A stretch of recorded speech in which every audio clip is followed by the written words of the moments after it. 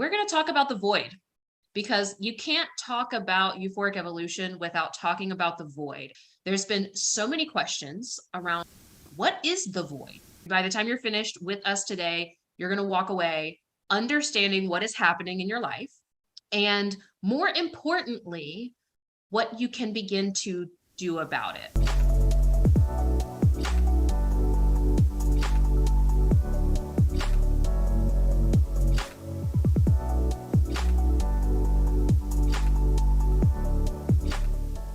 How are you all feeling? I know there's a ton of energetic mayhem happening right now with a bunch of planets in retrograde all at the same time. If you thought that your internal realm could not be any crazier, boom, here it is. Very exciting. What is the void? We can't really talk about euphoric evolution and the need for it and why it matters without also talking about the void. What do you think the void is? What do you think that we're talking about? Even just by saying the word void, what comes to mind? What do you picture when you think of the void? Darkness. Yes, so a void usually has something to do with darkness, right? Emptiness, space, vastness, like a black hole, and you can't seem to have clarity. Yes, all of the above. Liminal space, like the womb, made for gestation. Perfect explanation of it. Why you experience the void. And is this miserable experience going to be forever? Oh my gosh, Makosi, it's been going on for 5 months, 5 years. What is happening? You need to know that it does not have to be eternity. However, that is completely up to you. Completely your decision, completely in your power, feeling all over the place. Okay. So apparently you all have a few different experiences with the void. There is the spiritual experience of transformation that's happening, but also there's these emotional expressions that come about as a result of being in what we call the void, as well as physical stuff starts happening in your life. Physical manifestation, tangible experiences start showing up in your reality, right? So let's talk about what the void is. And before we go into what that is, you have to also understand what has happened in your life that has brought you to this place. And that before you became a human being, before you took on a human form, you had a non-physical body, a non-physical essence to yourself.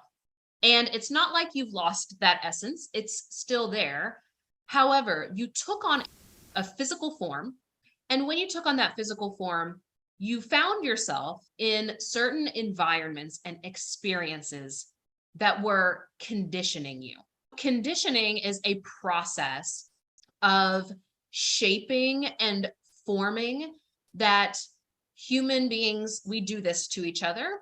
We condition one another, but also we condition ourselves. We condition ourselves when we have certain experiences, and then we put meaning on those experiences. And ultimately, that meaning becomes our identity. The process of that is we have a thought about an experience that we had. We start thinking, oh, no one sat with me at lunch. That must mean I'm a loser. That thought then leads to an emotion. It creates a feeling inside of you. It didn't feel good to be sitting alone at lunch. That emotion, if you don't move through it, over time, it becomes a mood. It becomes a bad mood or a good mood. And then it crystallizes even more into your identity, a personality trait, a characteristic, who you believe yourself to be. In fact, you may find yourself saying things like, oh, I've always been this way. This is just who I am. Much of who we believe ourselves to be is a result of this process. It doesn't stop because we're always having new experiences. We're always interacting with others. We're always trying different things and going through this process. again and again. And we're either aware of it or we're not. Most of us are not aware that is happening. And most of us aren't aware it happens so fast. We make meaning of things so fast that we don't even catch ourselves doing it. We just take our interpretations of reality as if it were fact, as if this is actually what that means. And very few people are able to actually just see reality for what it is without the added meaning, without the added emotion on top of it. You've gone about your life experiencing all of these conditioning factors. And all of that was taking you down a certain trajectory where you are creating a certain reality based on who you are, based on who you be. Because that frequency that at one point started as a thought, which then crystallized a little bit more and maybe even manifested in your body as an emotion, which turned into a mood, which then turned into your frequency, is creating your reality around you. You come to a point in time where, if and only if, you have a specific calling, a calling to express certain unique characteristics, certain unique states of being on this planet.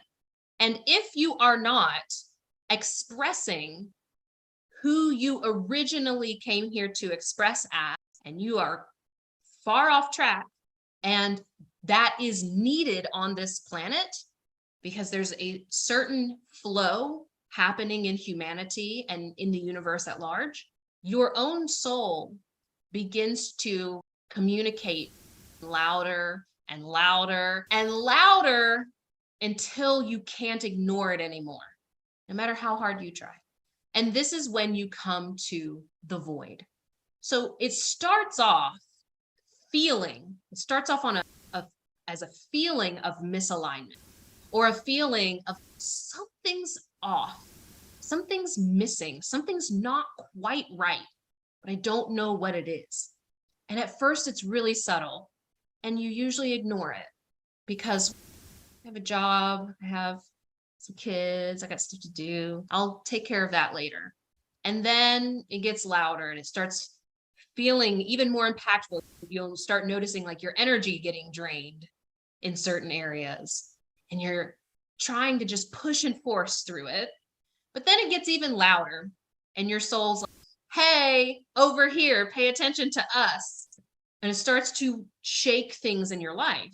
The truth of the matter is that you always have an option. You always have choice in the matter, whether to answer the call or ignore the call and continue on the status quo, meaning continue on the path that you have been on that feels safe, that feels known, that feels, oh my gosh, I can just map out a 5-year plan.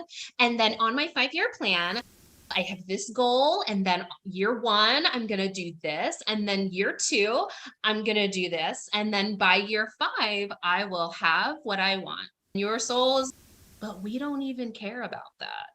Not that you can't have that, not that you can't have the experience that you desire, but there's this other experience that we long to have.